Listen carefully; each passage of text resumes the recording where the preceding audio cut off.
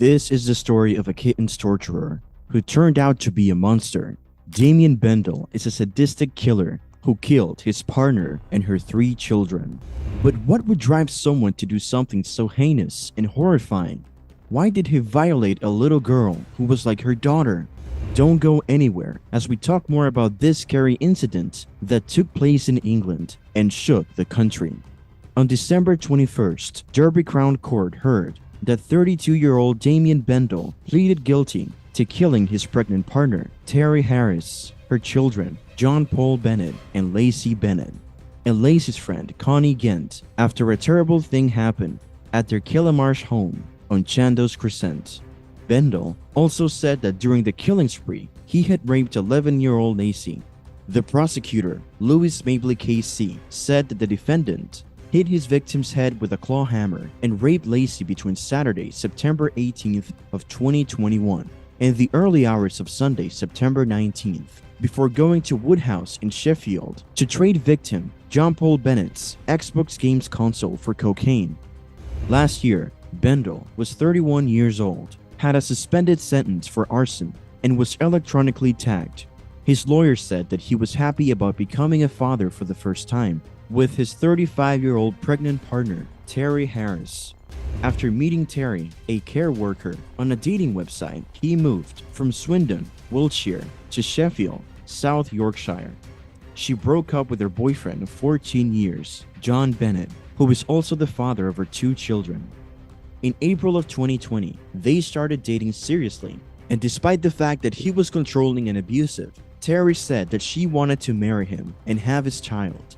They moved into the nearby town of Killamarsh. Some of Bendel's neighbors thought that he had gone crazy when he found out about the early pregnancy, which in his crazed mind, he thought might have been the result of a secret affair. But Bendel had no reason to think that he was the father. The Derby Crown Court heard that Bendel was the real father of the child who was still in the womb. The drug addict and former criminal didn't have a job, but he was able to buy cannabis, cocaine, morphine, and meth by selling his partner's things, like her laptop and laundry. Even worse, the morning after he killed 4 people, he stole Terry's son John's Xbox and sold it for drugs. In a taxi on the way back to the bloodbath house, which he said was covered in claret, he told the driver that he had been hanging out with his family, but that things got a little bit crazy. Prosecutor Louis Mabley KC called Bendel a gangster wannabe and said that he and his family had spent a lot of time in jail. At least 3 times in the past, he had been convicted of robbery, serious bodily harm, and setting fires. A person from the killer's hometown said that all of Bendel's crimes were part of his plan to be like a bad boy relative. The source said he always wanted to be like the family member, but he always fell short because the family member was much worse. He was honest about it, saying that he wanted to be a bad boy. The man, who used to live in Swindon with Bendel, said that he was a fantasist who said he hung out with gangsters in South London. People who lived nearby said that Bendel liked to herd kittens. This fits with what prosecutor Louis Mabley KC said in court about how Bendel had bragged about killing a sick dog by beating it with a brick. But even though Bendel had been convicted of murder before, the source said that the murders were much worse than what he thought Bendel was capable of. He also said, "The whole thing blows my mind. What he's done is getting worse and worse. I always thought that he could kill someone, never a woman or a child though. He's a big guy. When I knew him, he worked out his body a lot.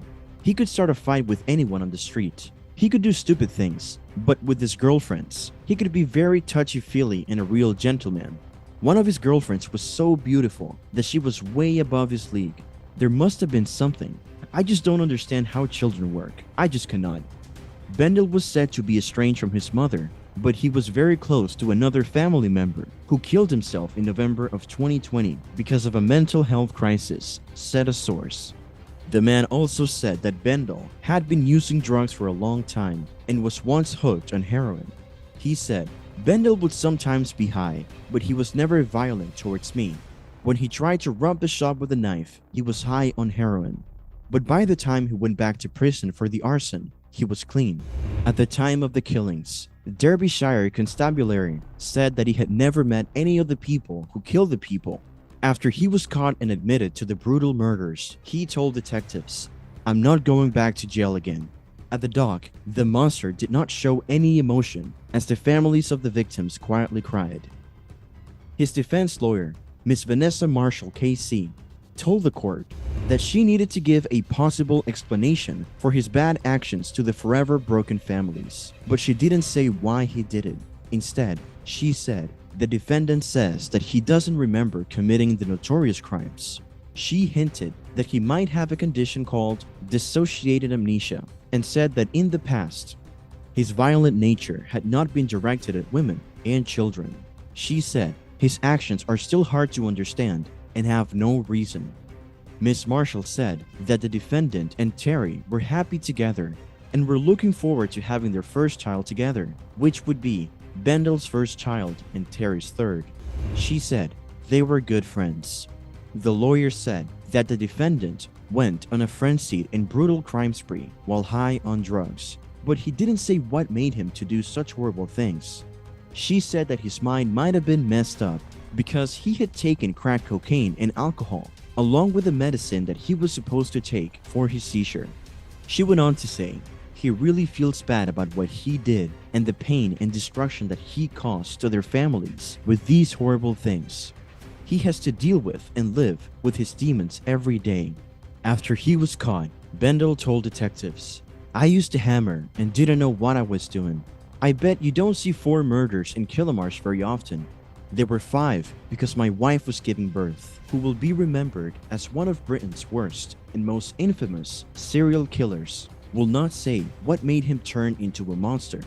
Tracy James Mackenzie, his heartbroken mother, had to fight back tears as she politely refused to talk about her son who had killed someone. Her dad, Derek James, who is Bendel's grandfather, said that he couldn't talk about his grandson. When Bendel's divorced father, Steve, was asked for a comment at his home, he refused. The killer's uncle, Daryl James, seemed upset when Mail Online asked him for a comment, and he threatened to call the police if his family was contacted again. His sister refused to talk about him. Before Bendel moved to the North for love, he was based in Swindon. Bendel was arrested after he called 999 to report that multiple people had been killed. At the scene, police found him with shallow stab wounds to his chest and abdomen that were later stitched up in the hospital. Mr. Mabley, the prosecutor, said when he was caught, he said, "I have killed 4 people. I have no idea why. I lost my mind. I felt like I was outside of my body." He didn't look like he was full of guilt or sorry for himself. Bendel again admitted to the killings while he was in jail on remand. He told a prison officer there was a lot of blood all over the walls. The claret was all over the house. A hammer was used. I didn't know what was happening. There was no reason to do it. I had been using a lot of cocaine. He said he had taken 3 to 4 bags of cocaine and lost consciousness. Bendel told the court that he had a split personality disorder and that he was prone to outbursts. He would warn people 3 times and then say, "You are done," after the 3rd one. But he's never told the court why he suddenly turned on his family or what his partner, her 2 children, and their friend may or may not have done to make him hate and hurt them. The families had hoped that yesterday's hearing for the killer's plea and sentence would give them some answers. Instead, they were left in the dark and their lives were shattered. That comes to the end of the video, but don't worry. If you would like to stay up to date on the crime world, then make sure to subscribe to the channel and press that bell icon